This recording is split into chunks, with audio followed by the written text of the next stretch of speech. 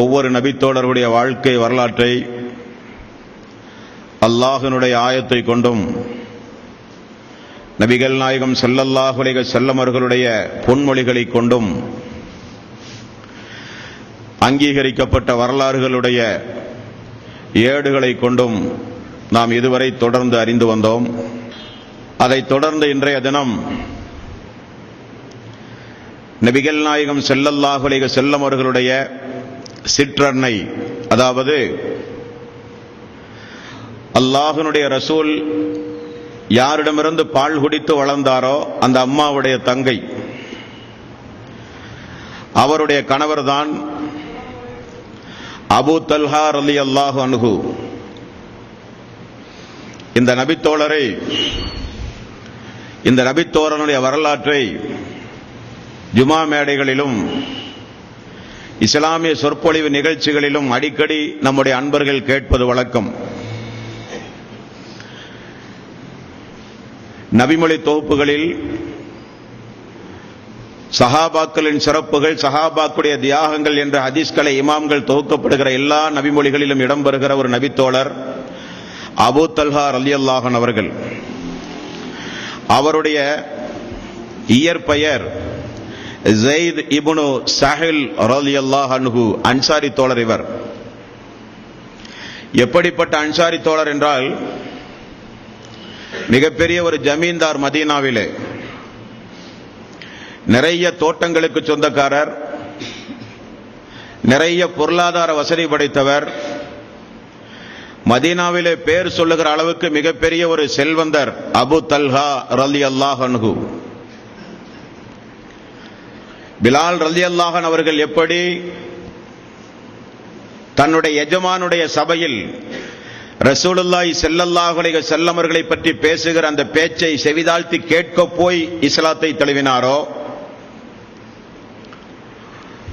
அம்ர் பின் as அவர்களை எப்படி அபிசீனியாவினுடைய மன்னர் நஜ்ஜாஷி இஸ்லாத்தை தழுவுவதற்கு தூண்டுகோலாக காரணமாக அமைந்தாரோ, அதேபோல இந்த அபூ தல்ஹா ரலியல்லாஹு அன்ஹு அவர்களுக்கு காரணமானது ஒரு பெண்மணி. இவர் ரசூலுல்லாஹி ஸல்லல்லாஹு அலைஹி வஸல்லம் அவர்களை பார்த்து இஸ்லாத்தை ஏற்ற தோழர் அல்ல. நபிகள் நாயகம் ஸல்லல்லாஹு அலைஹி வஸல்லம் மதீனா செல்வதற்கு முன்னதாகவே மதீனாவில் வைத்து இஸ்லாத்தை ஏற்றுக்கொண்ட ஒரு தோழர். தாய்மார்கள் கூர்ந்து கவனிக்க வேண்டும். இஸ்லாமிய சகோதரிகளுக்கு இந்த அபூ தல்ஹா ரலியல்லாஹு அன்ஹு அவர்கள் இஸ்லாத்தை தழுவியதில் மிகப்பெரிய ஒரு பாடம் உண்டு, படிப்பினை உண்டு. உம்மு சுலைம் ரலியல்லாஹு அன்ஹு, நபிகள் நாயகம் ஸல்லல்லாஹு அலைஹி வஸல்லம் மதீனா நகருக்கு முஸ்அப் ரலியல்லாஹு அன்ஹு அவர்களையும் அப்துல்லா இப்னு உம்மி மக்தூம், ரெண்டு கண்ணும் தெரியாத ஒரு நபித்தோழரையும் மதீனாவுக்கு தாயியாக, இஸ்லாமிய அழைப்பாளராக ரசூலுல்லாஹி ஸல்லல்லாஹு அலைஹி வஸல்லம் நியமித்தார் என்பதை கடந்த கால வரலாற்றிலே நாம் அறிந்தோம். அவர்களுடைய பிரச்சாரத்தால், அவர்களுடைய பிரச்சார யுக்தியால் நிறைய மனிதர்கள் இஸ்லாமிய மார்க்கத்தை ஏற்றுக்கொண்டார்கள். அந்த வரிசையில் உம்மு சுலைம் ரலியல்லாஹு அன்ஹு அவர்கள் தனது மகன் அனஸ் ரலியல்லாஹு அன்ஹு, பிரசித்தி பெற்ற நபித்தோழர், அதிகம் நபிமொழிகளை அறிவித்த நபித்தோழர், ரசூலுல்லாஹி ஸல்லல்லாஹு அலைஹி வஸல்லம் அல்லாஹ்வுடைய ரசூலிடத்திலே ரசூல் ஸல்லல்லாஹு அலைஹி வஸல்லம் மரணிக்கின்ற வரை பணிபுரிந்த ஒரு நபித்தோழர் அனஸ் ரலியல்லாஹு அன்ஹு. அவருடைய தாய் தான் உம்மு சுலைம் ரலியல்லாஹு அன்ஹு. அனஸ் அவர்களும் உம்மு சுலைம் அவர்களும் கணவர் மாலிக் அவர்களும் மதீனாவில் வாழ்ந்து கொண்டிருக்கும் போது கணவருக்கு முன்னதாகவே இஸ்லாத்தை இந்த அம்மா அவர்கள் ஏற்றுக்கொள்கிறார்கள்.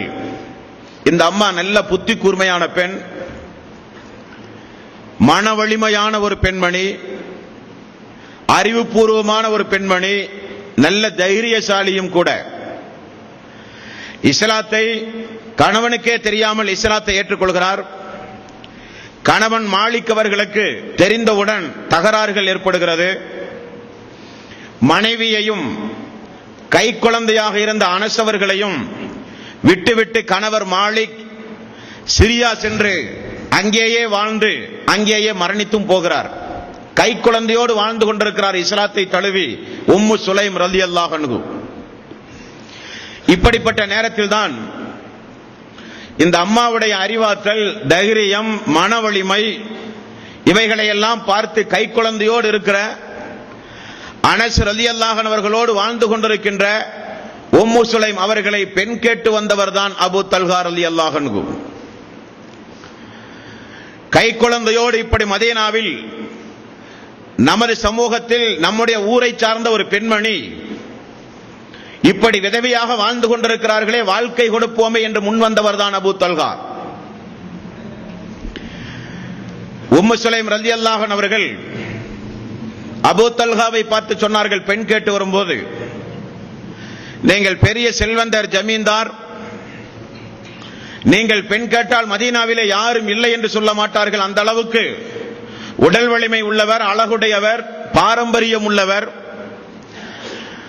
ஆனால் உங்களை நான் திருமணம் செய்ய முடியாது என்றார்கள் உம்மு சுலைம். அபூ தல்ஹா ரலியல்லாஹு அன்ஹு அவர்கள் என்ன காரணம் என்று கேட்டார்கள். ஏன், என்னை விட பெரிய பணவசதி படைத்தவர்கள் இந்த மதீனாவிலே யார்? உங்களுக்கு பொருளாதாரம் நோக்கமா, வேறு ஏதாவது காரணமா, திருமணத்தை மறுக்க வேற என்ன காரணம் என்று கேட்டார்கள். கை குழந்தையோடு விதவையாக இருக்கிற தாய்மார்கள் தங்களுக்கு ஒரு மறுவாழ்வு கிடைக்க இப்படிப்பட்ட ஒரு மணமகன் வந்தால் குடும்பத்தை எதிர்த்து, சமூகத்தை எதிர்த்து உடனடியாக சம்மதம் தெரிவித்து தனக்குரிய வாழ்வை தேடிக் கொள்வது இயல்பு. ஆனால் அந்த அம்மா என்ன சொன்னார்கள் தெரியுமா? அவ்வளவு பெரிய வசதி படைத்த அபூ தல்ஹாவை பார்த்து, மதீனாவிலே பெண் கொடுப்பதற்கு எல்லோரும் வரிசையாக நின்று கொண்டிருந்த காலம், உம்மு சுலைம் அவர்கள் சொன்னார்கள், அபூ தல்ஹாவே, உங்களுக்கும் எனக்கும் சிறிய ஒரு வித்தியாசம் உண்டு.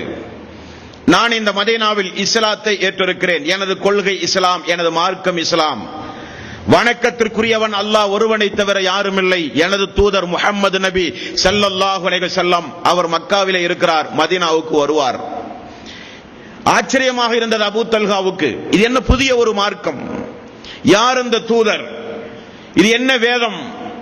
இது என்ன திருக்களிமா? என்ன இஸ்லாம்? என்ன மார்க்கம்? அவருக்கு புதிதாக இருந்தது. இஸ்லாத்தை எடுத்துச் சொல்கிறார் உம்மு சுலைம் ரலியல்லாஹு அன்ஹு.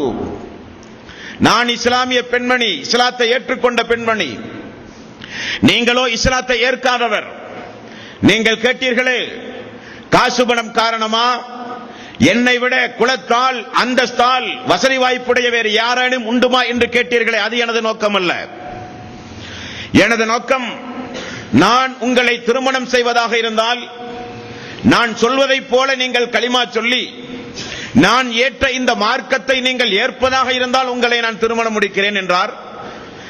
அப்படி நீங்கள் திருமணம் முடிக்க முன் வந்தால் எனக்கு காசு பணம் எல்லாம் ஒன்றும் வேண்டாம், அதையே நான் மகராக ஏற்றுக்கொள்கிறேன் என்றும் சொன்னார்கள். அபூ தல்ஹா அந்த அம்மாவுடைய மார்க்கப்பற்று, அந்த அம்மாவுடைய பேச்சு திறமை, அந்த அம்மா இஸ்லாத்தை ஏற்ற அந்த விதம் அனைத்தையும் அபூ தல்ஹா அவர்கள் பார்த்து, நான் இஸ்லாத்தை தழுவுவதாக இருந்தால் என்ன செய்ய வேண்டும் என்று கேட்டார். வழிமுறைகளை சொல்லிக் கொடுத்தார். அவர் அமர்ந்தார், கலிமா சொன்னார், அஷ்ஹது அல்லா இலாஹ இல்லல்லாஹ் அஷ்ஹது அன்ன முஹம்மதர் ரசூலுல்லாஹ் என்று சொல்லி, உம்மு சுலைம் ரலியல்லாஹு அன்ஹு அவர்களுடைய அழைப்பு பணியால் இஸ்லாத்துக்கு வந்தவர்தான் அபூ தல்ஹா ரலியல்லாஹு அன்ஹு அவர்கள். முன்பின் பாவங்கள் எல்லாம் மன்னிக்கப்பட்டவர் என்று பத்ர் போர்க்களத்தில் கலந்து கொண்ட காரணத்தினால் ரசூலுல்லாஹி ஸல்லல்லாஹு அலைஹி வஸல்லம் அவர்களுடைய பாராட்டு சீராட்டு பெற்ற அபூ தல்ஹா இஸ்லாத்திற்கு வந்த சரித்திரம். மார்க்கத்தை தூக்கி எறிந்து கொண்டு தனக்கு பிடித்த ஆண்களோடு ஓடுகிற எவ்வளவோ பெண்கள் இந்த சமுதாயத்திலே உண்டு. வளர்த்த பெற்றோர்களை தூக்கி எறிந்து விட்டு, சமுதாயத்தை உடைத்தெறிந்து விட்டு, மார்க்கத்தை தூக்கி எறிந்து விட்டு, திருக்குர்ஆனை எதிர்த்து பேசி அல்லாஹ்வுடைய தீனுக்கு எதிராக உலகத்தில் அற்ப சுகத்தை தேடி ஒரு ஆணுக்கு பின்னால் ஓடுகிற பெண்கள் இந்த உலகத்திலே உண்டு. பெண்ணுக்கு பின்னால் மார்க்கத்தை தூக்கி எறிந்து ஓடுகிற ஆண்கள் இந்த மனித சமுதாயத்திலே உண்டு. உம்மு சுலைம் ரலியல்லாஹு அன்ஹு அவர்கள் கணவன் இல்லாமல் கை குழந்தையோடு மதீனாவில் அனாதரவாக வாழ்ந்து கொண்டிருக்கும் போது, மிகப்பெரிய ஒரு செல்வந்தர் பெண் கேட்டு வந்த போது, செல்வம் முக்கியம் அல்ல, உங்களை நான் திருமணம் முடிப்பதாக இருந்தால் நீங்கள் இஸ்லாத்தை ஏற்க வேண்டும். இஸ்லாம் தான் நமக்கு மறுமையிலே வெற்றி அடைகிற ஒரு மார்க்கம். இந்த உலகத்தில் எந்த மார்க்கத்தையும் மதத்தையும் அல்லாஹ் அங்கீகரிக்கவில்லை. இன்ன தீன இன்தல்லாஹில் இஸ்லாம். இந்த உலகத்தில் அல்லாஹுவால் அங்கீகரிக்கப்பட்ட மார்க்கம் இஸ்லாம். இந்து மதமோ, கிறிஸ்தவ மதமோ, புத்த மதமோ சீக்கிய மதமோ இந்த உலகத்தில் இருக்கிற எந்த மதத்தையும் அல்லாஹு தஆலா அங்கீகரிக்கவில்லை. அல்லாஹுவால் அங்கீகரிக்கப்பட்ட மார்க்கம் இஸ்லாம். அந்த இஸ்லாத்தை நீங்கள் ஏற்பதாக இருந்தால் உங்களை நான் மணமுடிக்க தயார் என்றால் திருந்தினார், பெண்ணின் உறுதியை பார்த்தார், இஸ்லாமிய அழைப்பு பணி செய்யப்பட்ட அந்த ஒரு நிமிடத்தில் அல்லாஹு தஆலா உள்ளத்தில் ஒரு மாற்றத்தை உண்டாக்கினான், இஸ்லாத்தை ஏற்றார் அபூ தல்ஹா ரலியல்லாஹு அன்ஹு. அன்பானவர்களே, இந்த அபூ தல்ஹா ரலியல்லாஹு அன்ஹு அவர்கள் கஸ்ரஜ் என்கிற மதீனாவினுடைய பூர்வீக குடிமக்களுடைய குலத்துக்கு சொந்தக்காரர். இந்த அபூ தல்ஹா ரலியல்லாஹு அன்ஹு அவர்கள் இஸ்லாத்தை ஏற்ற இந்த சம்பவத்தை முஸ்லிம் என்கிற நபிமொழி தொகுப்பில் 4850வது நபிமொழியாக நீங்கள் பார்க்கலாம் தோழர்களே. அதைத் தொடர்ந்து இஸ்லாத்தில் இணைந்த உடனே பத்ரு போருக்கு சென்றார். பத்ரு போரில் கலந்து கொண்ட மக்களுடைய சிறப்புக்கு உரியவராக மாறினார். உஹது போர்க்களத்திலும் கலந்து கொண்டார். ஸஅத் இப்னு அபீ வக்காஸ் ரலியல்லாஹு அன்ஹு அவர்களும் தல்ஹா அவர்களும் எப்படி அல்லாஹ்வுடைய ரசூலை சுற்றி ஒரு கேடயமாக இருந்து கொண்டு, ஸஅத் இப்னு அபீ வக்காஸ் ரலியல்லாஹு அன்ஹு உஹது போர்க்களத்தில் அம்பெய்துவதை பார்த்து ரசூலுல்லாஹி ஸல்லல்லாஹு அலைஹி வஸல்லம் எனது தாயும் தந்தையும் உங்களுக்கு அர்ப்பணமாகட்டும் என்று சொன்னாரே, அந்த அணியில் பிரசித்தி பெற்ற தோழர்களில் இருந்தவர்தான் இந்த அபூ தல்ஹா ரலியல்லாஹு அன்ஹு. நபிகள் நாயகம் ஸல்லல்லாஹு அலைஹி வஸல்லம் அவர்களை குறிவைத்து அந்த மக்கள் தாக்கி கொலை செய்ய வேண்டும் என்கிற நோக்கத்தோடு வந்த காலம். அல்லாஹ்வுடைய ரசூல் மக்கள் எல்லாம் என்னாரானர்கள் என்று அபூ தல்ஹாவுடைய தோளுக்கு மேல் கையை வைத்து எட்டி பார்த்த போது அபூ தல்ஹா அவர் சொன்னார்கள், அல்லாஹ்வுடைய ரசூலே, தலையை உயர்த்தாதீர்கள், தலையை உயர்த்தாதீர்கள், எனது மார்பு உங்களுக்கு பாதுகாப்பு. எவ்வளவு பெரிய ஈட்டிகள் வந்தாலும் அம்புகள் வந்தாலும் எங்களை பறிகொடுத்து உங்களை நாங்கள் காப்பாற்றுவோம் யா ரசூலல்லாஹ். நீங்கள் ஒரு காலம் தலையை தூக்கி பார்க்காதீர்கள், உங்களை கொல்ல வேண்டும், அதுதான் லட்சியம் என்று வந்திருக்கக்கூடிய கூட்டம் இந்த கூட்டம். அதே போல தோழர்கள் எல்லாம் ஒரு கட்டத்தில் அல்லாஹ்வுடைய சோதனையின் அடிப்படையில் பின்வாங்கி ஓடுகிற நேரம் வரும் பொழுது உரத்த குரலில் மக்களை எல்லாம் ஒற்றுமைப்படுத்தினார். ரசூலுல்லாஹி ஸல்லல்லாஹு அலைஹி வஸல்லம் உஹது போர்க்களத்தில் இறந்தார் என்கிற ஒரு செய்தி பரப்பப்பட்டவுடன் அல்லாஹ்வின் மீது சத்தியமாக அல்லாஹ்வுடைய ரசூல் இறக்கவில்லை என்று அறிவிப்பு செய்தவர் அபூ தல்ஹா ரலியல்லாஹு அன்ஹு அவர்கள். உஹது போர்க்களத்தில் மிகப்பெரிய தன்னுடைய வீரத்தை வெளிப்படுத்தினார். ஒரு கொடுங்கோலன் கையில் வாளை எடுத்துக்கொண்டு சஹாபாக்களை வெட்டி சாய்த்த வெறி கொண்ட அந்த கொடுங்கோலன் ரசூலுல்லாஹி ஸல்லல்லாஹு அலைஹி வஸல்லம் அவர்களை பார்த்து பின்பக்கமாக வந்து தலை கவசத்தோடு சேர்த்து வெட்டுகிறான். அபூ தல்ஹா ரலியல்லாஹு அன்ஹு அவர்கள் தன்னுடைய கையை கொண்டு தடுத்த காரணத்தினால் கை விரல்கள் எல்லாம் சேதமடைந்தது என்ற ஹதீஸ்களிலே பார்க்கிறோம். இஸ்லாத்திற்குள் இணைந்த உடனே எவ்வளவு பெரிய ஒரு ஈர்ப்புத்தன்மை அவருக்கு. பரம்பரை பரம்பரை முஸ்லிம்களாக இந்த உலகத்தில் வாழ்ந்து கொண்டிருக்கிற மக்களுக்கும் இஸ்லாத்தை கற்று உணர்ந்து நேசித்து மறுமைக்காக வேண்டி இஸ்லாத்தை ஏற்றுக்கொண்ட மக்களுக்கும் இன்றைக்கு கூட நிறைய வித்தியாசங்கள் உண்டு. இஸ்லாத்தை ஏற்றுக்கொண்ட மக்கள் இரவு பகலாக அந்த மார்க்கத்தை மக்களுக்கு எடுத்துச் சொல்ல தன்னை அர்ப்பணிக்கக்கூடிய காட்சியை இன்றைக்கு கூட பார்க்கிறோம். அதுபோலத்தான் அபூ தல்ஹா ரலியல்லாஹு அன்ஹு அவர்கள் இஸ்லாத்தை ஏற்றவுடனே மிகப்பெரிய தியாகம் செய்தார்கள். பத்ரிலே கலந்து கொண்டார், உஹது போரிலே கலந்து கொண்டார். தன்னுடைய குரல் வலிமையால் மக்களை எல்லாம் ஒன்றுபடுத்துகிற சம்பவத்தை பார்த்து ரசூலுல்லாஹி ஸல்லல்லாஹு அலைஹி வஸல்லம் அவருக்காக வேண்டி அல்லாஹ்விடத்திலே பிரார்த்தனை செய்தார் என்று கூட பார்க்கிறோம். அன்பர்களே, இவருக்காக வேண்டி இறக்கப்பட்ட குர்ஆனுடைய வசனங்கள் உண்டு. இவருடைய வீட்டில் அல்லாஹ்வுடைய ரசூல் அற்புதம் நிகழ்த்திய சம்பவங்கள் உண்டு. அப்படிப்பட்ட குடும்பம் இந்த குடும்பம். ரசூலுல்லாஹி ஸல்லல்லாஹு அலைஹி வஸல்லம் உடைய காலத்தில் வாழ்ந்த சஹாபாக்களுடைய வாழ்க்கை வரலாற்றை பார்த்தால் குடும்பமாகவே சொர்க்கத்திற்குரிய குடும்பமாக, குடும்பமே இஸ்லாத்திற்காக தன்னை அர்ப்பணித்த குடும்பமாக ஒரு சில குடும்பங்கள் தான் இருந்தது. பெற்றோர்கள் இறை நிராகரிப்பாளர்களாக இருப்பார்கள், அல்லது மகன் இறை நிராகரிப்பாளனாக இருப்பான், அல்லது மனைவி இறை நிராகரிப்பாளராக இருப்பாள். இப்படி இல்லாமல் ஒரு சில குடும்பம் தான். அதில் ஒரு குடும்பம் தான் அம்மாருடைய குடும்பம். ரசூலுல்லாஹி ஸல்லல்லாஹு அலைஹி வஸல்லம் அம்மார் அவர்கள் வீதியில் போட்டு அடிக்கப்படும் போது, யாசிர் சுமையா கொடுமைப்படுத்தப்படும் போது வீதிகளிலே நடந்து அதை பார்த்து செல்வதை தவிர அல்லாஹ்வுடைய ரசூலால் வேறொன்றும் செய்ய முடியவில்லை. கொடுமைகள் அதிகமாகி இன்னல்களும் துன்பங்களும் சகிக்க முடியாத அளவுக்கு ஆகும் போது தூரமாக போய் நின்று கொண்டு அம்மாருடைய செவிகளில் விழுகிற அளவுக்கு ரசூலுல்லாஹி ஸல்லல்லாஹு அலைஹி வஸல்லம் அவர்கள் சொன்னார்கள், அம்மாரே பொறுத்துக் கொள்ளுங்கள், அம்மாருடைய குடும்பம் சொர்க்கத்திற்காக வேண்டியே பிறந்த குடும்பம். யாசிர், சுமையா, அம்மார் சொர்க்கத்திற்காக வேண்டியே பிறந்த குடும்பம் என்று வாழ்த்து சொன்னார்கள் அல்லாஹ்வுடைய ரசூல். அதே போலத்தான் அபூபக்கர் சித்திக் ரலியல்லாஹு அன்ஹு தள்ளாத வயதில் தன்னுடைய தந்தை கண் தெரியாத தன்னுடைய தந்தை கடைசி காலத்தில் மக்காவுடைய வெற்றிக்கு பிறகு இஸ்லாமிய மார்க்கத்தை தழுவினார். சம்பவம் தெரியுமா உங்களுக்கு? கடைசி காலம் மக்கா வெற்றி கொள்ளப்பட்ட போது ரசூலுல்லாஹி ஸல்லல்லாஹு அலைஹி வஸல்லம் மக்காவுக்குள் வந்தார் என்பதை தெரிந்தவுடன் இரண்டு கையில் தாங்கி பிடித்தவராக அல்லாஹ்வுடைய ரசூலுக்கு முன்னிலையில் அபூபக்கர் சித்திக் அவர்களுடைய தந்தை கொண்டு வரப்பட்டார். ரசூலுல்லாஹி ஸல்லல்லாஹு அலைஹி வஸல்லம் பார்த்த உடனே என்ன சொன்னார் தெரியுமா? அதான் அல்லாஹ்வுடைய ரசூல், லக்கத் கான லக்கும் ஃபீ ரசூலில்லாஹி உஸ்வத்துன் ஹஸனா, இந்த நபியிடத்தில் உங்களுக்கு அழகான முன்மாதிரி உண்டு என்று அல்லாஹ் சொல்லுகிறானே, அந்த முன்மாதிரியின் பிரதிபலிப்பை நீங்கள் பார்க்க வேண்டும்.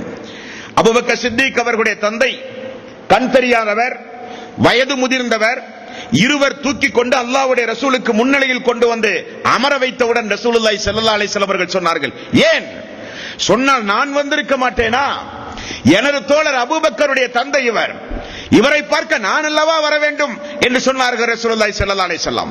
அபூபக்கர் அவர்கள் சொன்னார்கள், அல்லாஹ்வுடைய ரசூலை எனது தந்தைக்கு மார்க்கத்தை சொல்லுங்கள். எப்பொழுது? காபாவுடைய வெற்றிக்கு பிறகு.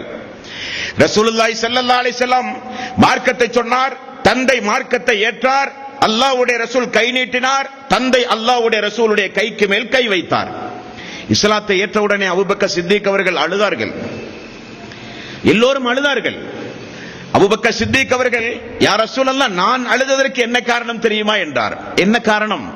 இந்த கைக்கு மேல் அபூ தாலிஃபுடைய கை இருந்திருக்க வேண்டும் யா ரசூலல்லாஹ். இந்த கைக்கு மேல் அபூ தாலிஃபுக்காக வேண்டி மன்றாடினீர்களே, அஷ்ஹது அல்லா இலாஹ இல்லல்லாஹ், சொல்லுங்கள் அல்லாஹ்விடத்திலே உங்களுக்காக வேண்டி மன்றாடுவேன் என்று தாடி நினைக்கிற அளவுக்கு அழுதீர்களே, அந்த அபூ தாலிஃபுடைய கை இந்த நேரத்தில் எனது தந்தையுடைய கைக்கு மேல் அவருடைய கை இருந்து அதை பார்த்து ஆனந்த கண்ணீர் நீங்கள் வடிப்பதை பார்க்கிற ஒரு பாக்கியம் எனக்கு கிடைக்காமல் போனது என்று சொன்னவர் அபூபக்கர் சித்திக் அவர்கள். என்ன சொல்ல வருகிறேன் என்றால், குடும்பத்தில் எல்லோரும் இஸ்லாத்தை தழுவுவது என்பது மிக மிக அரிதான காலம். ஆனால் அபூ தல்ஹா ரலியல்லாஹுடைய குடும்பத்தை பாருங்கள். உம்மு சுலைம் இஸ்லாத்தை ஏற்ற பெண்மணி, மகன் அனஸ் அல்லாஹ்வுடைய ரசூலிடத்திலே வளர்ந்து படித்து மார்க்கத்தை விளங்கி அல்லாஹ்வுடைய ரசூலிடத்திலே வளர்ந்து ஆளாகிற அல்லாஹ்வுடைய ரசூலுடைய குடும்பத்து நண்பர் அனஸ் ரலியல்லாஹு அன்ஹு. கணவர் அபூ தல்ஹா, முந்தைய கணவர் மாலிக் அறியாமை காலத்திலேயே இறந்து போய்விட்டார். இஸ்லாத்தின் மீது வெறுப்பு கொண்டு சிரியாவோடு இறந்து போய்விட்டார். இந்த அபூ தல்ஹா இஸ்லாத்திற்குள் இணைந்த உடனே எப்படிப்பட்ட நடவடிக்கை தன்னுடைய வாழ்வில் அவரை கடைபிடித்தார் என்று பாருங்கள். அதுதான் நமக்கு படிப்பினை. அன்பர்களே, ரசூலுல்லாஹி ஸல்லல்லாஹு அலைஹி வஸல்லம் காலத்தில் வாழ்ந்த மக்கள் எல்லாம் எதற்கு அடிமையாக இருந்தார்கள்? விபச்சாரம், மது, சூது என்றால் மலிந்து கிடந்த சமுதாயம் அந்த சமுதாயம். மதுபானம் என்றால் மதுபானம் விருந்துகளிலே இல்லாத ஒரு விருந்தே கிடையாது. மதுபானம் என்பது அவர்களுக்கு சாதாரணமாக நாம் அருந்துகிற தண்ணீரை போல மதுபானம் அருந்துகிற காலம். மதுபானம் என்றால் பேரித்தம்பளத்தை எடுத்து பூமிக்கடியிலே ஊற வைத்து சிறிது போதை ஊட்டிய பிறகு அதை அருந்துகிற மதுபானம். இந்த மதுபானத்தை அவர்கள் குடும்பமாக அருந்திக் கொண்டிருந்தார்கள். சிறியவர்கள் பெரியவர்கள் என்கிற பாகுபாடெல்லாம் கிடையாது. மதுபானம் இல்லாவிட்டால் அவருடைய வாழ்க்கையே கிடையாது என்று சொல்லலாம். இப்படி வாழ்ந்து கொண்டிருக்கும் பொழுதுதான் 5வது அத்தியாயத்தின் 93வது வசனம் இறக்கி அருளப்படுகிறது. ரசூலுல்லாஹி ஸல்லல்லாஹு அலைஹி வஸல்லம் காலத்தில் நடந்த சம்பவத்தை அனஸ் அவர்களே சொல்லுகிறார்கள். நான் எனது தந்தையாக இருக்கிற அபூ தல்ஹா அவர்களுக்கும் அவரோடு இருக்கிற தோழர்களுக்கும் பேரித்தஞ்சாறை ஊற்றிக் கொண்டிருந்தேன். அதை குடித்தால் லேசாக போதை வரும். அப்பொழுது மதுபானம் தடை செய்யப்பட்ட ஒரு வசனத்தை ரசூலுல்லாஹி ஸல்லல்லாஹு அலைஹி வஸல்லம் அரசாங்க அறிவிப்பு செய்கிறவராக இருந்த ஒரு நபித்தோழர் மதீனாவினுடைய வீதியிலே வந்து நின்று கொண்டே சப்தம் போட்டு சொல்கிறார்கள், தோழர்களை தெரிந்து கொள்ளுங்கள், நாளது தேதி முதல் அல்லாஹு தஆலா மதுபானத்தை ஹராமாக்கி விட்டான் என்று அறிவிப்பு செய்தார்கள். அபூ தல்ஹா அவர்கள், மகனே வெளியே என்ன சப்தம், போய் பார்த்து வா என்றார்.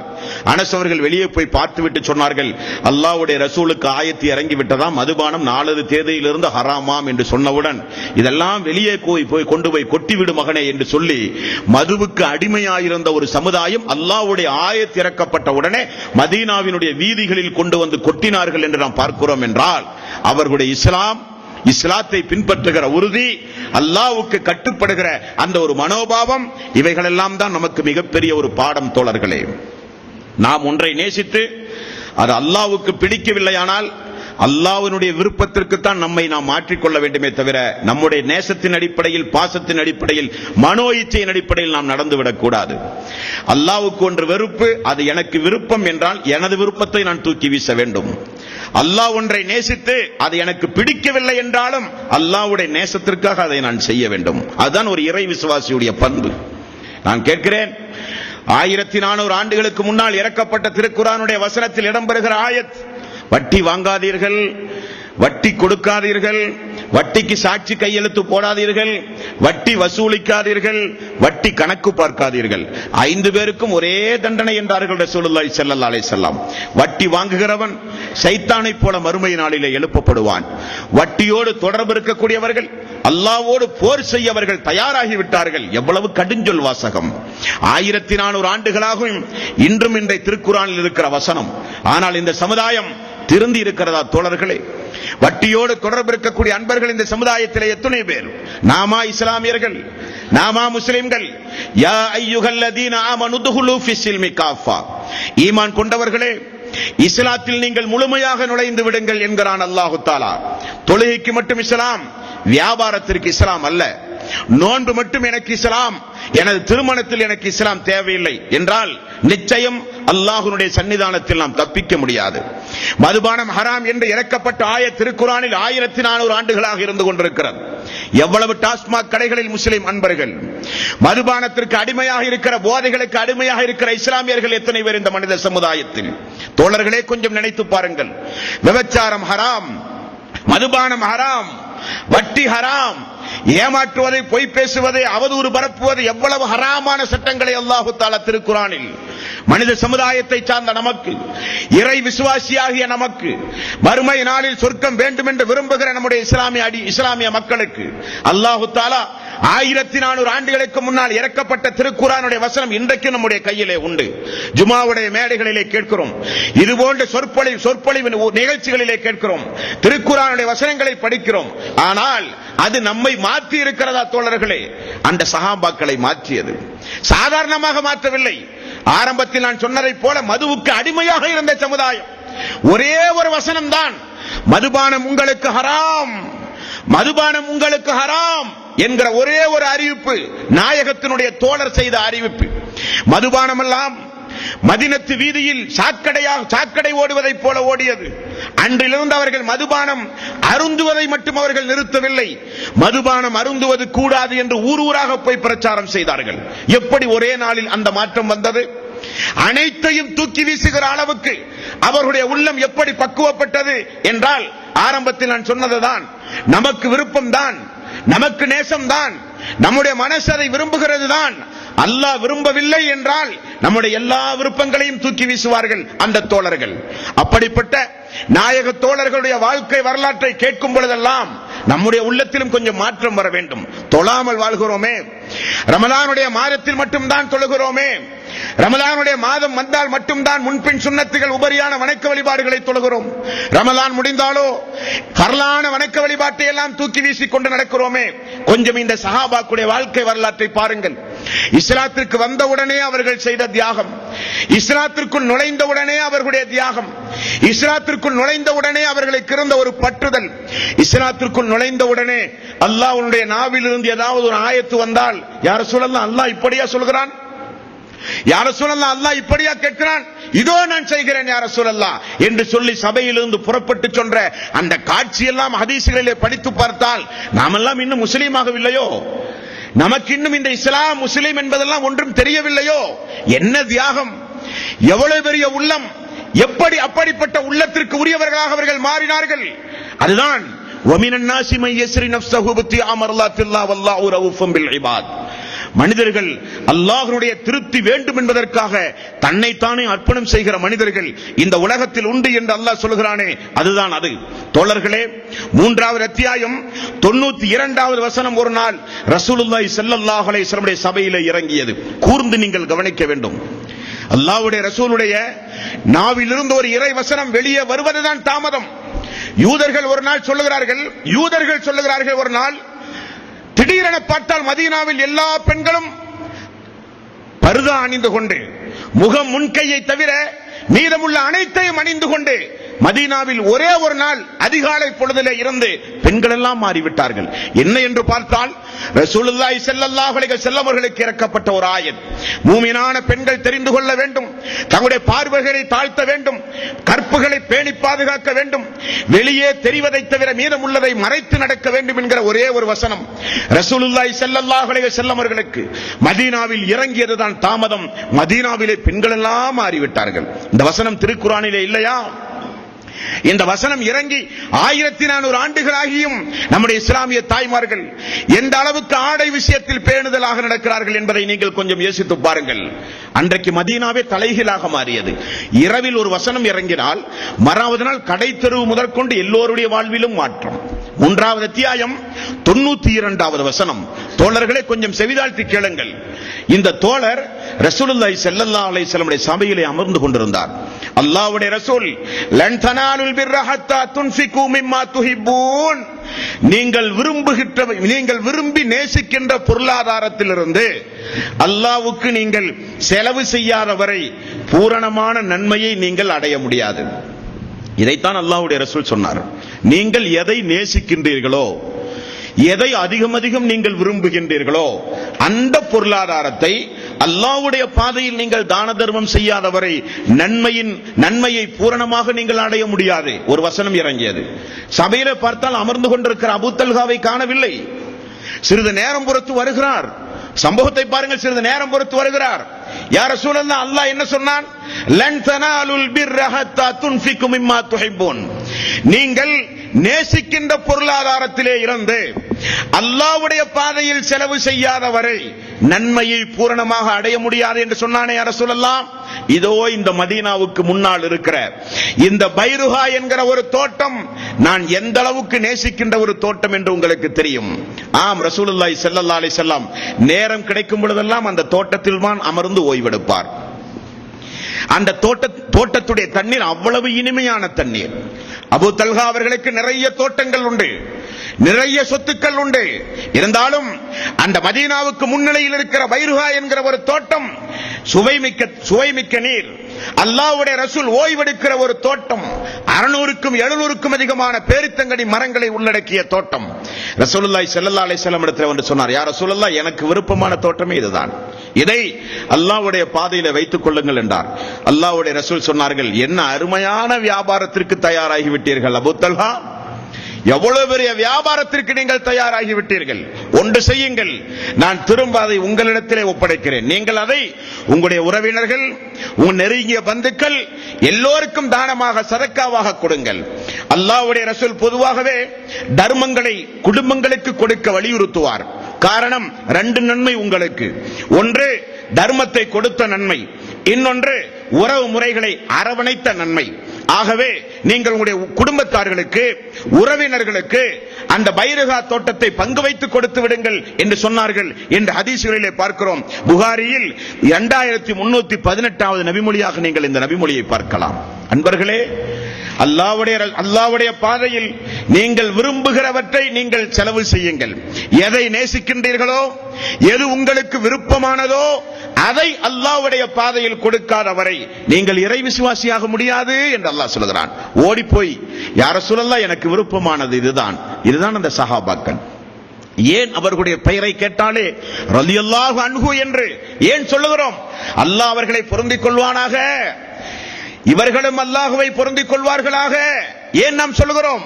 அப்படி வாழ்ந்தார்கள் அவர்கள். எனது தோழர்களை ஏசாதீர்கள் என்று அல்லாஹ்வுடைய ரசூல் ஏன் சொன்னார்கள்? சஅத் இப்னு அபி வக்காஸ் அலி ரலியல்லாஹு அன்ஹு அவர்களையும் சுஹைப் அவர்களையும் தல்ஹா அவர்களையும் ஏசுகிற மனிதனை பார்த்து ஏசாதே, இவர்கள் அல்லாஹ்வுடைய அருளையும் அன்பையும் பெற்றவர்கள் என்று ஏன் சொன்னார்கள்? அப்படி வாழ்ந்தார்கள் அந்த நாயக தோழர்கள். ஒரு நாள் பாருங்கள், ரசூலுல்லாஹி ஸல்லல்லாஹு அலைஹி வஸல்லம் சபையில் 2வது அத்தியாயத்தின் 245வது வசனம் இதே போல ஒரு நாள் இறங்கியது.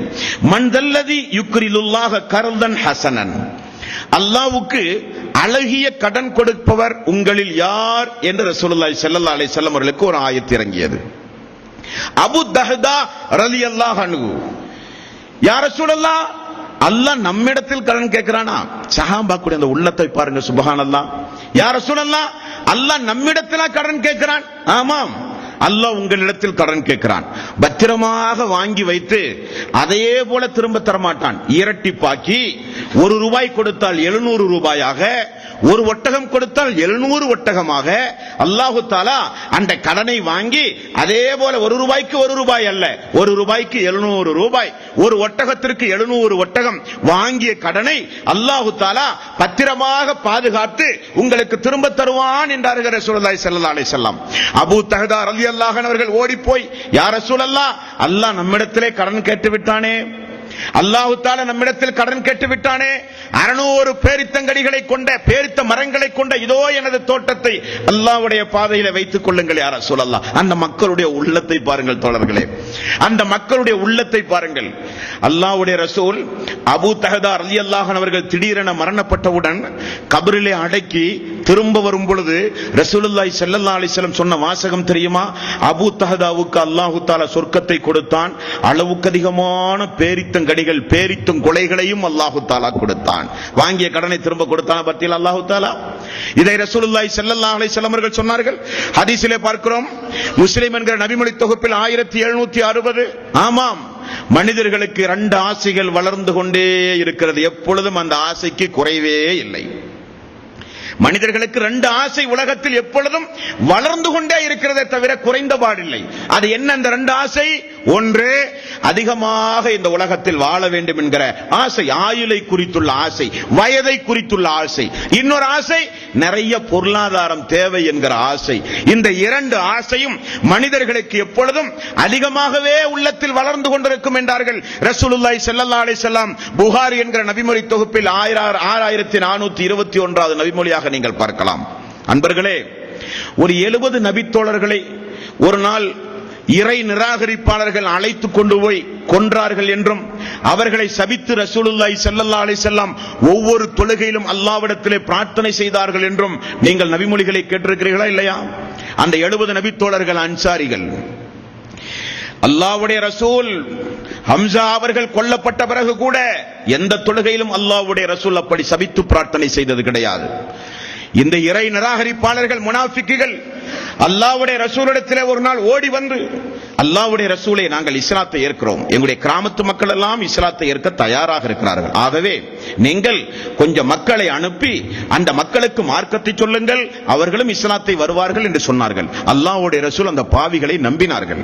தெரியாதல்லவா, வஹியோடு தொடர்பு இருக்கிறவருக்கு வஹி வந்தால் தான் தெரியும், இல்லாவிட்டாலோ நம்மை போன்றவர் தான் அல்லாஹ்வுடைய ரசூல். 70 நபர்கள் அன்சாரி தோழர்கள். அந்த அன்சாரி தோழர்கள் 70 நபரையும் அல்லாஹ்வுடைய ரசூல் எப்படி வளர்த்தி இருந்தார், அவர்கள் யார் என்பதை ஹதீஸிலே பார்க்கும்போது முஸ்லிம் என்கிற நபிமொழி தொகுப்பில் 3860வது நபிமொழி தோழர்களே. அன்சாரி தோழர்கள் 70 பேரும் யார் என்றால், அவர்கள் நேரம் கிடைக்கும் பொழுதெல்லாம் பள்ளியிலே அமர்ந்து குர்ஆனை ஓதுவார்களாம், பிற மக்களுக்கும் குர்ஆனை கற்றுக் கொடுப்பார்களாம். பகல் நேரமானால் மஸ்ஜித் நபவியில் தொழ வருகிற மக்களுக்கு ஒது செய்ய தண்ணீர் எடுத்து வருகிற தோழர்களாம் அவர்கள்.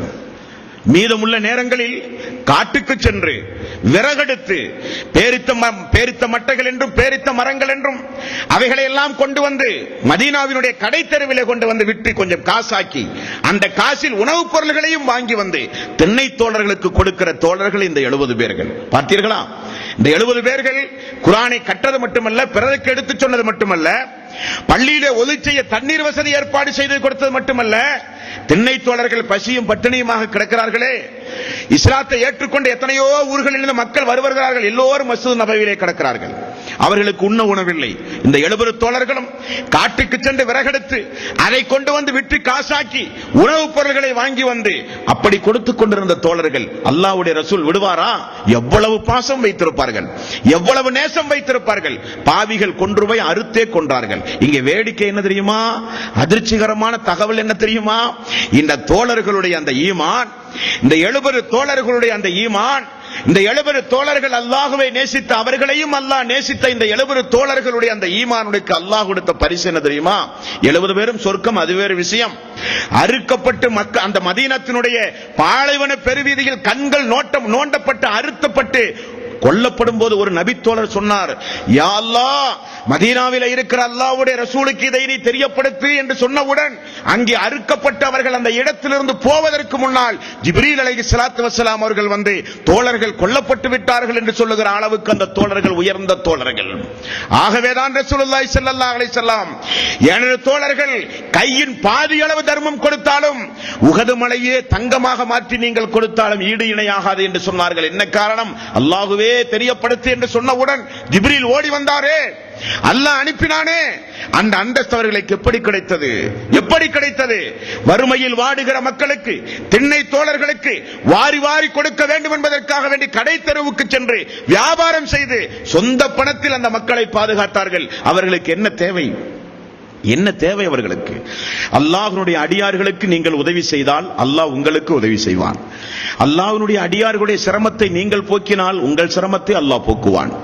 அல்லாஹ்வுடைய அடியார்களின் மீது நீங்கள் நேசம் கொண்டால் உங்களின் மீது அல்லாஹ் நேசம் கொள்ளுவான். இந்த நபிமொழிகளின் மூலம் வார்த்தெடுக்கப்பட்ட தோழர்கள் அந்த தோழர்கள்.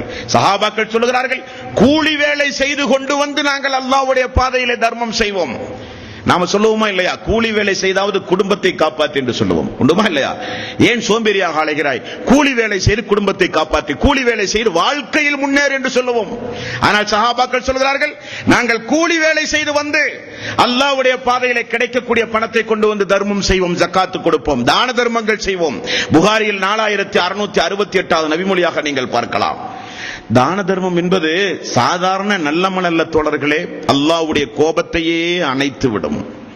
அல்லாஹ் தஆலா நம்ம மீது கோபமாக இருக்கிறான் என்றால் அல்லாஹ் காப்பாற்ற வேண்டும். உதாரணத்திற்கு இந்த தர்மம் அல்லாஹ்வுடைய கோபத்தையே அணைத்து விடும் என்றார்கள் ரசூலுல்லாஹி ஸல்லல்லாஹு அலைஹி வஸல்லம். காய்ந்த பேரித்தம்பழத்தையாவது அல்லாஹ்வுடைய பாதையில் தர்மமாக செய்து நீங்கள் நரகத்திலிருந்து உங்களை காப்பாற்றிக் கொள்ளுங்கள் என்று அல்லாஹ்வுடைய ரசூல் சொன்ன தோழர்கள் அந்த தோழர்கள். ஒரு நாள் பாருங்கள், ரசூலுல்லாஹி ஸல்லல்லாஹு அலைஹி வஸல்லம் சபையில் இருக்கிறார். ஒரு தோழர் வந்து விட்டார், உண்பதற்கு உணவில்லாத தோழர். வந்தவுடனே அல்லாஹ்வுடைய ரசூல் என்ன சொல்கிறார்? முதலில் அந்த நன்மை தனக்கு கிடைக்க வேண்டும் என்பதற்காக வேண்டி தனது மனைவிக்கு ஆள் அனுப்பி வந்திருக்கிற அந்த ஏழ்மையான அந்த மனிதனுக்கு ஏதாவது விருந்துண்டு உணவு ஏதாவது உண்டுமா பசியை போக்க என்று வீட்டுக்கு ஆள் அனுப்புகிறார். ஒரு மனைவி சொல்லுகிறார், யார சொல்லலாம் ஒன்றுமில்லை. அடுத்த மனைவிக்கு அனுப்புகிறார், அங்கும் ஒன்றுமில்லை. ஒவ்வொரு மனைவியினுடைய வீடுகளுக்கும் அனுப்பி அனுப்பி எல்லா மனைவிகளும் சொல்லுகிறார்கள், நம்ம வீட்டில் ஒன்றும் இல்லைன்ட்டாங்க. ரசூலுல்லாஹி ஸல்லல்லாஹு அலைஹி வஸல்லம் அடுத்து இதே போல மக்களை பார்த்து சொன்னார்கள், அல்லாஹ்வுடைய இந்த விருந்தாளியை கண்ணியப்படுத்துகிறவர் உங்களில் யார் என்று கேட்டார்கள். அப்பொழுதும் எழுந்தார் இந்த அபூ தல்ஹா. அப்பொழுதும் எழுந்தார், யார சொல்லலாம், நான் அல்லாஹ்வுடைய ரசூலுடைய விருந்தாளியை நான் கண்ணியப்படுத்துகிறேன் என்று சொல்லி வீட்டுக்கு அழைத்து சென்றார். வீட்டில் மனைவியிடத்தில் அனுமதி வாங்கவில்லை. வீட்டில் அன்றைக்கு உண்டுமா இல்லையா அதெல்லாம் தெரியாது. அல்லாஹ்வுடைய பாதையில் வாரி வாரி கொடுத்து கடைசியில் அவருடைய குடும்ப சூழ்நிலை எப்படி இருந்தது என்பதற்கு இது ஒரு உதாரணம்.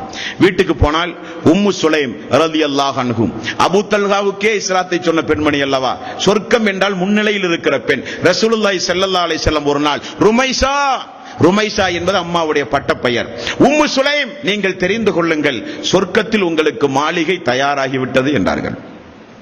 ஒரே நேரத்தில் அல்லாஹ்வுடைய ரசூல் உம்மு சுலைமையும் பார்க்கிறார் சொர்க்கத்தில், உமர் அவர்களையும் பார்க்கிறார், பிலால் அவர்களையும் பார்க்கிறார். சொன்னமா இல்லையா பயான்ல? உம்மு சுலைம் ரலியல்லாஹு அன்ஹா அவர்களுக்கு உள்ள மாளிகை அல்லாஹ்வுடைய ரசூல் பார்த்துவிட்டு உமர் அவர்களுடைய மாளிகையை பார்த்துவிட்டு காலடி சப்தத்தை கேட்டார். யார் என்று கேட்கும் போது பிலால் என்று சொல்லப்பட்டது. அல்லாஹ்விடமிருந்து தொடர்ந்து நீங்கள் செய்த அமல் எது? ஒது செய்வேன், 2 ரக்காத்து தொழுவேன், அது எனது வாழ்க்கையில் வழக்கம் என்றார். அப்படி உம்மு சுலைம் அவர்களுக்கு சொர்க்கம் என்று வாக்களிக்கப்பட்ட அந்த பெண்மணியிடத்திலே அபூ தல்ஹா கேட்கிறார், ரசூலுல்லாஹி ஸல்லல்லாஹு அலைஹி வஸல்லம் சபையில் இப்படி இருந்தார், ஒரு மனிதர் வந்திருக்கிறார், என்ன செய்யலாம்? நமது மக்களுக்கு மட்டும்தான் உணவு உண்டு, நமக்கு உணவில்லை. உடனே அபூ தல்ஹா, குழந்தைகளை தூங்க வைத்து விடு, வந்த நபருக்கு நீங்கள் விருந்தை கண்ணியமாக கொடுத்து நீங்கள் அனுப்புங்கள் என்று சொல்கிறார். சொல்லிவிட்டு சொல்கிறார், நானும் அவருக்கு அருகிலே அமர்கிறேன், நான் உண்ணுவதாக நினைத்துக் கொண்டு அவரும் வயிறார உண்ணுவார். நீ என்ன செய், அருகிலே வந்து விளக்கை ஏற்றுவதை போல விளக்கை அணைத்து விடுங்கள். இருட்டில் அவர் எனக்கு முன்னால் அமர்ந்து தல்ஹாவும் உணவருந்து கொண்டுதான் இருக்கிறார் என நினைத்து அவர் வயிறார உண்ணவிட்டு போகட்டும் என்று சொல்ல தந்திரம் கையாளப்படுகிறது. விளக்கை ஏற்றுவதை போல உம்மு சுலைம் அவர்கள் விளக்கை அணைத்து விடுகிறார். இருட்டில் அந்த தோழர் வயிறார உண்டுவிட்டு சொல்கிறார், குழந்தை பட்டினி, உம்மு சுலைம் பட்டினி, அபூ தல்ஹா பட்டினி. அல்லாஹ் விடுவானா அந்த குடும்பத்தை? பகலில் ரசூலுல்லாஹி ஸல்லல்லாஹு அலைஹி வஸல்லம் அவர்களை சந்திக்க செல்லும் போது அந்த விருந்தாளியை கண்ணியப்படுத்தி அபூ தல்ஹாவை பார்த்து அல்லாஹ்வுடைய ரசூல் என்ன சொன்னார் என்பதை புகாரியிலே 3798வது நபிமொழியாக நீங்கள் பார்க்கலாம். அல்லாஹ் வியப்படைந்து விட்டான், ஆச்சரியம் அடைந்து விட்டான் அந்த குடும்பத்தை பார்த்து என்றார்கள். அல்லாஹ் ஆச்சரியம் அடைந்து விட்டான். அல்லாஹ் ஆச்சரியப்படுறான் சாதாரண விஷயமா? அல்லாஹ் தயங்குகிறான், அல்லாஹ் ஆச்சரியப்படுகிறான் என்றெல்லாம் ஹதீஸில் நீங்க வாசகமே பார்க்க முடியாது. ஒரே ஒரு இடத்தில் மட்டும்தான் அல்லாஹ் தயங்குகிறான் என்கிற வாசகத்தை நீங்கள் பார்க்க முடியும். அல்லாஹுவை பொறுத்தவரையில் குன் யாருக்கும் பயப்படுகிறவன் அல்ல, அவனுக்குத்தான் உலகமே பயப்பட வேண்டும். மாலிகி யௌமித்தீன், கியாமத் நாளின் அதிபதி அல்லாஹ் தஆலா. அல்லாஹ் தயங்குகிறான் ஒரு காரியத்தை செய்ய, அவன் தயங்க வேண்டிய அவசியமே இல்லை. எந்த காரியத்தை?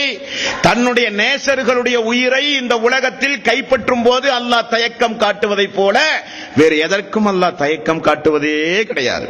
என்னுடைய நேசர்கள் உலகத்திலே வாழ வேண்டும், அவர்களின் மூலம் இஸ்லாமிய சமுதாயம் பயன்பெற வேண்டும், அவர்களுடைய குடும்பம், அவர்களை சுற்றி இருக்கிற மக்கள், அந்த சமுதாயம், நாடு, ஊரு எல்லாம் அவரின் மூலம் நன்மைகளை அடைய வேண்டும், அவர் இந்த சமுதாயத்தில் அதிகம் வாழ வேண்டும் என்ற விருப்பம் அல்லாஹ்வுக்கு. நியதி எல்லோரும் மரணித்துத்தான் ஆக வேண்டும். அப்ப நல்லவர்களுடைய உயிரை கைப்பற்றும் போது அல்லாஹ் கொஞ்சம் தயங்குகிறான் என்றார்கள் ரசூலுல்லாஹி ஸல்லல்லாஹு அலைஹி வஸல்லம். அதே போல தல்ஹாவே நேற்றைய தினம் அந்த விருந்தாளியை கண்ணியப்படுத்துவதை பார்த்து குழந்தையை உறங்க வைத்து விளக்கை அணைத்து நீங்கள் எல்லாம் பட்டினி கிடந்து அல்லாஹ்வுடைய விருந்தாளியை கண்ணியப்படுத்துவதை பார்த்து அல்லாஹ் வியப்படைகிறான் என்று சொன்னார்கள் ரசூலுல்லாஹி ஸல்லல்லாஹு அலைஹி வஸல்லம். 59வது அத்தியாயத்தின் 9வது வசனத்தை அந்த நேரத்தில் அல்லாஹ்வுடைய ரசூல் ஓதினார்கள். அவர்கள் யார் தெரியுமா? வல்லதீன தபஉத் தார வல் ஈமான் மின் கப்லிஹிம் யுஹிப்பூன மன் ஹாஜர இலைஹிம் வலா யஜிதூன ஃபீ சுதூரிஹிம் ஹாஜத்தும் மிம்மா ஊது வ யுஸிரூன அலா அன்ஃபுஸிஹிம் வலவ் கான பிஹிம் ஹஸாஸா. அவர்கள் முஹாஜிர்களையும் உலகத்து மக்களையும் அவர்கள் நேசிப்பார்கள், நாடு துறந்து வந்த மக்களை அரவணைப்பார்கள், அவர்களுக்கு அவர்கள் உதவி செய்வதை குறித்து உள்ளத்தில் எந்த காழ்ப்புணர்வும் அவர்கள் கொள்ள மாட்டார்கள், அவர்களுக்கு வெறுப்பே கிடையாது, சந்தோஷம் தான் உதவி செய்வதில். அவர்கள் தங்களுக்கு அதிகம் தேவை இருந்தும் கூட பிற மக்களுக்கு அவர்கள் முன்னுரிமை கொடுப்பார்கள் என்று சொல்லப்படுகிற ஆயத்தை ரசூலுல்லாஹி ஸல்லல்லாஹு அலைஹி வஸல்லம் அவர்கள் ஓதினார்கள். தோழர்களே, அவர்தான் அபூ தல்ஹா ரலியல்லாஹு அன்ஹு.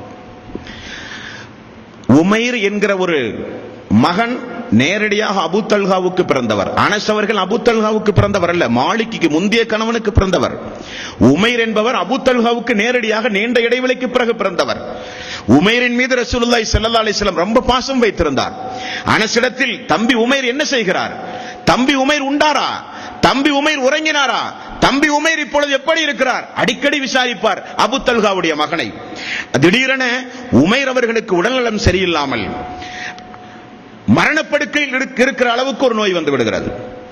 அபூ தல்ஹா வெளியே சென்று விடுகிறார். போர் என்றும் வருகிறது, வியாபாரம் என்றும் வருகிறது ஹதீஸ்களில். அவர் திரும்ப வரும் பொழுது உமைர் அவர்கள் மரணித்து விடுகிறார். சொந்த மகன், பாசத்திற்குரிய மகன், அல்லாஹ்வுடைய ரசூல் அன்பு பாராட்டுகிற மகன் நோயிலே இறந்து போய் விடுகிறார். இஸ்லாமிய வரலாற்றில் இப்படிப்பட்ட ஒரு சம்பவத்தை எந்த ஹதீஸிலும் நீங்கள் பார்க்கவே முடியாது. நெஞ்சுறுதி மிக்க உம்மு சுலைம் ரலியல்லாஹு அன்ஹு. குழந்தை இறந்தால் ஒரு குடும்பம் எப்படி அலங்கோலப்படும் என்பது நமக்கு தெரியும். ஒரு பாசத்திற்குரிய ஒரு குழந்தை பெற்றோர்கள் பறிகொடுத்தால் அந்த பெற்றோர்களுடைய மனநிலை எப்படி இருக்கும் என்பதை நாம் எல்லாம் கண்கூடாக பார்த்தவர்கள், நமது குடும்பத்தில் அனுபவித்தவர்கள் நாம். 2 நாள் 3 நாள் வாரக்கணக்கில் மாதக்கணக்கில் அந்த குடும்பமே அல்லோலப்பட்டுவிடும். உண்ண மாட்டார்கள், உறங்க மாட்டார்கள். அவர்கள் மிகப்பெரிய துக்கத்தாலும் சோகத்தாலும் உலகத்திலே வாழ்க்கையை கழித்து விடுவார்கள். ஒரே ஒரு மகன் மட்டும் இருந்தால் சொல்ல வேண்டிய அவசியம் இல்லை, மனநோய்க்கு கூட ஆளாகி விடுவார்கள். உம்மு சுலைம் ரலியல்லாஹு அன்ஹா அவர்கள் உமைர் இறந்த உடனே குளிப்பாட்டி கபனிட்டு வீட்டிலே ஒரு மூலையிலே கொண்டு போய் வைத்து விடுகிறார்கள். தனது கணவன் வருகிறார் என்கிற தகவல் கிடைத்தது. வெளியூருக்கு பயணமான கணவன் வீடு திரும்பும் போது, பல நாள் நம்மை விட்டு பிரிந்து வீடு திரும்புகிறார் கணவன். வந்தவுடனே இந்த செய்தியை சொல்லி அவரையும் நாம் மன உளைச்சலுக்கு ஆளாக்கிவிடக் கூடாது என்பதற்காக வேண்டி வீட்டுக்கு வந்த அபூ தல்ஹா கேட்கிறார், உமைர் எப்படி இருக்கிறார் என்று கேட்டார். அல்லாஹ் நாடிய அளவுக்கு இப்பொழுது நன்றாக இருக்கிறார் என்றார்கள். பதில், அல்லாஹ் நாடிய அளவுக்கு அவர் நன்றாக இருக்கிறார் என்றார். ஹதீஸிலே வாசகத்தை பாருங்கள். சாதாரணமாக கணவன் மனைவி இருப்பதை போல் அவர்கள் இருந்தார்கள் அன்று இரவு.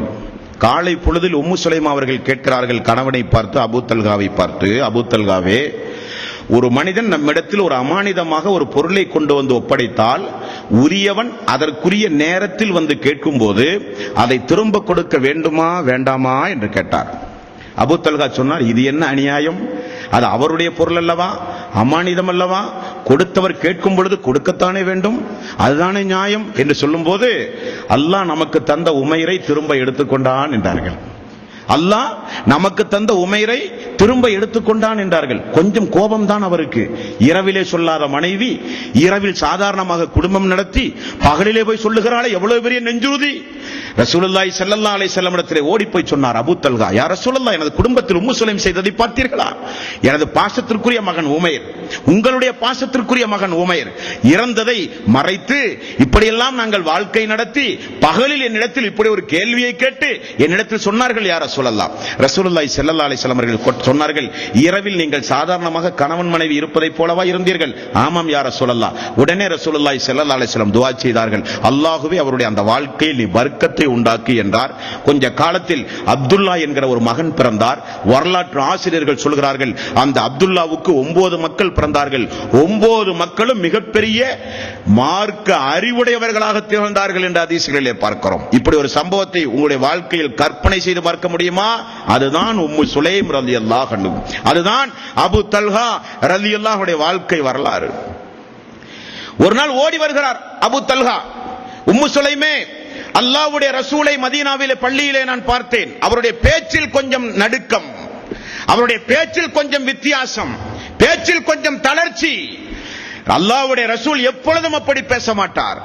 உம்மு சுலைம் அவர்கள் கேட்டார்கள், என்ன காரணம்? அல்லாஹ்வுடைய ரசூலுக்கு பசி, வீட்டிலே உணவில்லை, மனைவிகளுடைய வீடுகளிலே உணவில்லை, அல்லாஹ்வுடைய ரசூலுடைய வீட்டில் உணவில்லாம காரணத்தினால், பசியின் காரணத்தினால் பேச்சில் தயக்கம் வந்து விட்டது அல்லாஹ்வுடைய ரசூலிடத்தில். உடனே உம்மு சுலைம், அல்லாஹ்வுடைய ரசூலை கூட்டி ஓடி வாருங்கள், நம்முடைய உணவை அவருக்கு கொடுப்போம். என்ன குடும்பம் பார்த்தீர்களா? நம்முடைய உணவை அவருக்கு கொடுப்போம், அல்லாஹ்வுடைய ரசூலை கூட்டி ஓடி வாருங்கள் என்று சொல்லப்பட்டது. வீட்டிலே இருக்கிற உணவு என்ன என்று அபூ தல்ஹா கேட்டார். 2-3 ரொட்டி துட்டுகளை தேடி கண்டுபிடித்து ஒரு துணியிலே கட்டி அதை பத்திரமாக வைத்து நான் போய் அல்லாஹ்வுடைய ரசூலை கூட்டி வருகிறேன் என்றார். அபூ தல்ஹா வந்து நின்று பார்த்த உடனே ரசூலுல்லாஹி ஸல்லல்லாஹு அலைஹி வஸல்லம், தோழரே, என்ன உமது வீட்டில் விருந்தா என்றார். ஆமாம் யா ரசூலல்லாஹ். அல்லாஹ்வுடைய ரசூல் வீட்டுக்கு சென்றார். வீட்டுக்கு சென்று உம்மு சுலைம் அவர்களிடத்தில் அந்த ரொட்டியை எடுத்து வையுங்கள் என்றார். அந்த ரொட்டிகள் எல்லாம் பீக்கப்பட்டு 3 ரொட்டி துண்டு எடுத்தாம்பல பீக்கப்பட்டு அதை கீழே வையுங்கள், அதன் மேல் ஒரு துண்டை போடுங்கள் என்றார். துண்டு போடப்பட்டது. வெண்ணெயை உருக்கி அதை ஒரு குழம்பாக மாற்றி அதையும் கொண்டு வந்து சட்டியிலே வையுங்கள், மேலே ஒரு தட்டு வையுங்கள் என்றார். அது தட்டும் வைக்கப்பட்டது. அபூ தல்ஹாவை பார்த்து சொன்னார், திண்ணை தோழர்கள் ஆரம்பத்தில் முதல் 10 பேரை அழைத்து வாருங்கள் என்றார். அபூ தல்ஹாவுக்கு ஒன்றுமே புரியவில்லை. இருப்பதோ 3 ரொட்டி துண்டு. அல்லாஹ்வுடைய ரசூலுடைய பசியை போக்க நாம் ஒரு ஏற்பாடு செய்தால் திண்ணை தோழர்கள் 10 பேரை அழைத்து வர சொல்கிறாரே. அல்லாஹ்வுடைய ரசூல் ஒன்றை சொன்னால் அது நிச்சயம் அல்லாஹ்வுடைய நிஅமத் பர்க்கத் ஏதாவது ஒன்று இருக்கும் என்பதை உணர்ந்து திண்ணை தோழர்களே ஒரு 10 பேர் வாருங்கள் என்கிறார். 10 பேர் உள்ளே வந்தார்கள். பிஸ்மில்லாஹிர் ரஹ்மானிர் ரஹீம், அல்லாஹ்வுடைய பெயரை சொல்லி நீங்கள் இந்த உணவை அருந்துங்கள் என்று சொல்ல, துண்டை எடுக்காமல் துண்டுக்கு அடியிலே அல்லாஹ்வுடைய ரசூல் கையிட்டு எடுத்து எடுத்து கொடுத்தார். அந்த குழம்பையும் ஊற்றி ஊற்றி கொடுத்தார். அபூ தல்ஹா சொல்கிறார், 80 தோழர்கள் அன்றைக்கு எனது வீட்டிலே விருந்துண்டார்கள். எல்லாம் முடிந்தவுடன் அல்லாஹ்வுடைய ரசூல் துண்டை எடுக்கிறார், ரொட்டி துண்டு அப்படியே இருந்தது என்றார்கள். இதுதான் அல்லாஹ்வுடைய நிஅமத், இதுதான் அல்லாஹ்வுடைய பர்க்கத். அந்த தோழர்கள் அழுதால் அல்லாஹ் ஒற்றுக்கொள்ள மாட்டான். அந்த தோழர்கள் பசியும் பட்டினியுமாக கிடந்தால் அல்லாஹ் விரும்ப மாட்டான். அந்த தோழர்கள் பிரார்த்தனை செய்தால் உடனே ஜிப்ரீலை அனுப்புவான். அந்த தோழர்கள் ஒன்றை விரும்பினால் ஏற்ப வசனங்களை அனுப்புவான். அந்த தோழர்களுக்கு ஒரு சிரமம் என்றால் சிரமத்தை அல்லாஹ் போக்குவான். என்றால் யார் அந்த தோழர்கள்? உங்களை போல என்னை போல உள்ளவர்களா? ஆகவேதானே ரசூலுல்லாஹி ஸல்லல்லாஹு அலைஹி வஸல்லம் மனித சமுதாயத்தில் சிறந்த சமுதாயம் எனது சமுதாயம், எனது சமுதாயம் என்று ரசூலுல்லாஹி ஸல்லல்லாஹு அலைஹி வஸல்லம் அவர்கள் சொன்னார்கள் என்று பார்க்கிறோம். முஸ்லிம் என்கிற நபிமொழி தொகுப்பில் 4145வது நபிமொழி. அன்பானவர்களே, இந்த தோழர் ரசூலுல்லாஹி ஸல்லல்லாஹு அலைஹி வஸல்லம் மரணித்த உடனே, அல்லாஹ்வுடைய ரசூல் மரணித்த உடனே எவ்வளவு சஹாபாக்கள் அங்கே இருந்தார்கள், எவ்வளவு பெரிய பிரச்சனை. நாட்டினுடைய ஒரு அதிபதி மட்டுமல்ல, அல்லாஹ்வுடைய ரசூல் ஸல்லல்லாஹு அலைஹி வஸல்லம் அவர்கள் மீது நேசம். எவ்வளவு தோழர்கள் அங்கே இருந்தும் அல்லாஹ்வுடைய ரசூலுக்கு குழி வெட்டியவர் யார் தெரியுமா? இந்த அபூ தல்ஹா ரலியல்லாஹு அன்ஹு. அவ்வளவு பெரிய சிறப்புக்குரிய தோழர் இந்த தோழர். கபரில் இறங்கி அல்லாஹ்வுடைய ரசூலுக்காக வேண்டி குழிவெட்டி அந்த உடம்பை தாங்கி அந்த பூமிக்கடியில் வைக்கிற பாக்கியத்தை பெற்றவர் இந்த அபூ தல்ஹா ரலியல்லாஹு அன்ஹு அவர்கள். திருமதி என்கிற நபிமொழி தொகுப்பில் 968வது நபிமொழியாக நீங்கள் பார்க்கலாம் தோழர்களே. ஏன் இந்த வரலாறுகள் எல்லாம் இந்த புனிதமிக்க ரமலானுடைய மாதத்தில் உத்தம சீலர்களுடைய இந்த வரலாறுகள் எல்லாம் ஏன் இந்த இரவு நேரத்தில் நானும் பேசி நீங்களும் கேட்கிறீர்கள் தோழர்களே? எதற்காக? நேரம் போவதற்காக வேண்டி அல்ல. இது ஒரு கதை புத்தகத்திலிருந்து எடுத்து சொல்லப்பட்ட குறிப்பல்ல. இது நம்முடைய வாழ்வில் பிரதிபலிக்க வேண்டிய வரலாறுகள். உண்டுமா இல்லையா? நம்முடைய குடும்பங்களில் பிரதிபலிக்க வேண்டிய வரலாறு. அல்லாஹ்வுடைய ரசூலை எப்படி நேசித்தார்கள்? அல்லாஹ் ஒரு ஆயத்தை இறக்கினான், அதை நான் பின்பற்றுவேன், பின்பற்றுவதில் நான் தான் முதன்மையானவேன் என்று சொல்லி மதீனாவில் அந்த மக்கள் ஓடுகிற காட்சி, ஹதீசுகளை அப்படியே நீங்கள் உள்ளார்ந்த அர்த்தத்தோடு படித்தாத்தான் உங்களுக்கு தெரியும். புகாரி முஸ்லிமை எடுத்து வைத்து ஒரு ஆயத் இறங்கும் போது அந்த சஹாபாக்கள் எப்படியெல்லாம் இருந்தார்கள் என்று படித்தால் கண்கள் எல்லாம் கலங்கிவிடும். எவ்வளவோ பயான்கள் நாம் வசனங்களை கேட்கிறோம், எவ்வளவோ பயான்களில் ஹதீசுகளை கேட்கிறோம். நம்முடைய உள்ளத்தில் என்றைக்காவது ஒரு மாறுதல் வந்ததுண்டா? மாறுதல் வர வேண்டும். மாறுதல் வருகிற அன்பர்களாக நாம் மாற வேண்டும். இன்னமல் முஃமினூன அல்லதீன இதா ذுக்கிரல்லாஹு வஜ்லத் குலூபுஹும். உண்மையான இறை விசுவாசிகள் யார் தெரியுமா என்று கேட்ட அல்லாஹ் என்ன சொல்கிறான் தெரியுமா? அல்லாஹ் என்று சொன்னாலே அவருடைய உள்ளங்களில் எல்லாம் ஒரு நடுக்கம் வரும். அல்லாஹ் என்று சொன்னாலே உள்ளமெல்லாம் ஒரு நடுக்கம் வரும். இதா துத்லா அலைஹிம் ஆயாத்துஹு ஸாதத்துஹும் ஈமான். அல்லாஹ்வுடைய வசனங்கள் சொல்ல கேட்டால், ஓத கேட்டால், படித்தால் ஈமான் எல்லாம் அவர்களுக்கு அதிகரிக்கும் என்கிறானே அல்லாஹ். அப்படிப்பட்ட சங்கைக்குரிய மக்களாக நாம் ஒவ்வொருவரும் மாற வேண்டும் என்பதற்கு தான் இந்த வரலாறுகள் உங்கள் மத்தியிலே பரிமாறப்படுகிறது. அன்பர்களே, அல்லாஹ்வுடைய ரசூல் நபிகள் நாயகம் ஸல்லல்லாஹு அலைஹி வஸல்லம் வார்த்தெடுத்த இந்த தோழர்கள் நிச்சயம் நமக்கு மறுமையிலே வேண்டும். வேண்டுமா? வம்தாசுல் யௌம் அய்யுஹல் முஜ்ரிமூன். குற்றவாளிகளும் நல்லவர்களும் பிரிந்து நில்லுங்கள் என்று அல்லாஹ் தஆலா மறுமை நாளிலே சொல்லுவான். எந்த காரணத்தை கொண்டும் குற்றவாளிகளுடைய அணியிலே நாம் இருந்து விடக்கூடாது. வம்தாசுல் யௌம் அய்யுஹல் முஜ்ரிமூன். இந்த நாளில் நல்லவர்கள் தனி, கெட்டவர்கள் தனி, தொழுதவர்கள் தனி, தொழாதவர்கள் தனி, வட்டி அஞ்சி தன்னுடைய வாழ்வை கழித்துக் கொண்ட மக்கள் தனி, வட்டியோடு தொடர்புடைய மக்கள் தனி, விபச்சாரம் புரிந்தவர்கள் தனி, விபச்சாரத்தை ஏறெடுத்தும் பார்க்காத மனிதர்கள் தனி. யாரும் கலந்துவிடக் கூடாது. வம்தாசுல் யௌம் அய்யுஹல் முஜ்ரிமூன். எல்லா மக்களும் பிரிக்கப்படுவார்கள். நல்லவர்கள் தனி, கெட்டவர்கள் தனி என்று பிரிக்கப்படுவார்கள். அந்த நல்லவர்களுடைய அணியிலே நாம் இருக்க வேண்டும். அங்கேதான் இந்த சஹாபாக்கள் இருப்பார்கள். கேட்பார்களா இல்லையா நம்மிடத்தில்? அம்மார் கேட்பார் நம்மிடத்தில், சுஹைப், மிக்தால் போன்ற சஹாபாக்கள் கேட்பார்கள். மார்க்கத்திற்காக வேண்டி அறுத்து எரியப்பட்ட தோழர்கள் கேட்பார்கள். நாங்கள் எல்லாம் உலகத்தில் இவ்வளவு பெரிய தியாகம் செய்து அந்த மார்க்கத்தை தந்தமே, நீங்கள் அந்த மார்க்கத்திற்கு என்ன செய்தீர்கள் என்று நம்மை பார்த்து கேட்டால் என்ன பதில்? என்ன பதில்? அந்த மார்க்கத்தை நாங்கள் உயிரை விட மேலாக பாதுகாத்தோம், அள்ளும் பகலும் பாடுபட்டோம், அந்த மார்க்கத்தை எடுத்துச் சொல்ல நாங்கள் உயிரை அர்ப்பணம் செய்தோம், குடும்பமாக அந்த மார்க்கத்தை நாங்கள் பின்பற்றினோம். அது மட்டுமல்ல, உங்களுடைய மேன்மைக்குரிய சிறப்புக்குரிய வரலாறுகளை மனித சமுதாயத்தில் எடுத்துச் சொல்லி ஒரு சங்கைக்குரிய சமுதாயத்தை நாங்கள் உருவாக்க பாடுபட்டோம் என்று சொல்லுகிற நெஞ்சு தைரியம், பேசுகிற ஒரு ஆற்றல் நமக்கு வேண்டுமா வேண்டாமா? தலைகுனிவு மறுமையில் ஏற்படக்கூடாது. ஒரு சாராரின் முகம் மறுமை நாளில் இழிவடைந்த நிலையில், கேவலப்பட்ட நிலையில் இருக்கும் என்று அல்லாஹ் சொல்லுகிறானே, அந்த அணியில் நாம் இருந்து விடக்கூடாது. ஒரு சாராரின் முகம் சந்தோஷமாக, செழிப்படைந்த முகமாக, நாம் செய்த அமலுக்கு அல்லாஹ் கூலி கொடுத்து விட்டானே, அல்லாஹ் மறுமையில் நம்மை கைவிட்டு விடவில்லையே, நல்லவர்களோடு நம்மை எழுப்பி விட்டானே என்கிற சந்தோஷம் நம் ஒவ்வொருவருக்கும் வர வேண்டும் என்பதற்குத்தான் இந்த உரை, இந்த நிகழ்ச்சி இங்கே நடத்தப்படுகிறது. தோழர்களே, புனிதமிக்க ரமலானுடைய மாதத்தில் அல்லாஹ்விடத்திலே கையேந்துங்கள். கடந்த கால பாவ மன்னிப்புக்காக வேண்டி, செய்த பாவங்களுக்காக வேண்டி மன்னிப்பு தேடி அல்லாஹ்விடத்திலே இரண்டு கரத்தை உயர்த்தி மன்னிப்பு தேடுங்கள். அல்லாஹ் மன்னிப்பளிக்க பொருத்தமான மாதம் இந்த மாதம். அல்லாஹ் நேசம் செலுத்த பொருத்தமான மாதம் இந்த மாதம்.